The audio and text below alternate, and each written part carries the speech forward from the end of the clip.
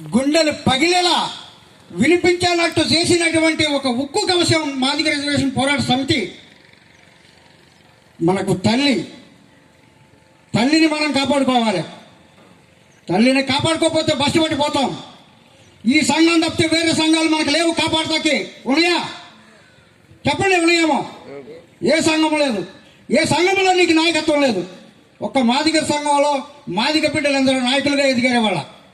కొంతకాలం ఉండి తర్వాత వేరే వెళ్ళిపోతున్నారు అగ్రకుల ఎన్నికల పార్టీల్లోకి. కానీ మన తల్లిని మాత్రం మనం మర్చిపోవద్దు ఎక్కడున్నా కూడా.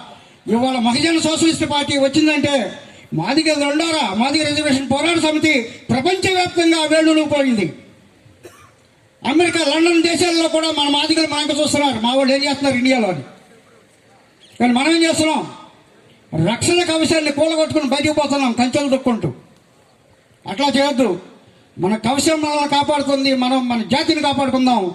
మహిళల సోషలిస్ట్ పార్టీని, అన్నగారు కన్న కళలని, అంబేద్కర్ ఆలోచన విధానాన్ని మనమంతా కూడా తప్పకుండా పాటించి ఆ విధంగా మనం ప్రయాణం చేసి మాదిగ జాతిని మరొకసారి మనం ప్రపంచ నలుమూల ఇనుమడింపజేసుకుందామని చెప్పేసి ఈ యొక్క తణుకు పట్టణ సభాపూర్వకంగా నా జాతి సోదరులైన మీ అందరికీ నేను మనం చేస్తున్నాను.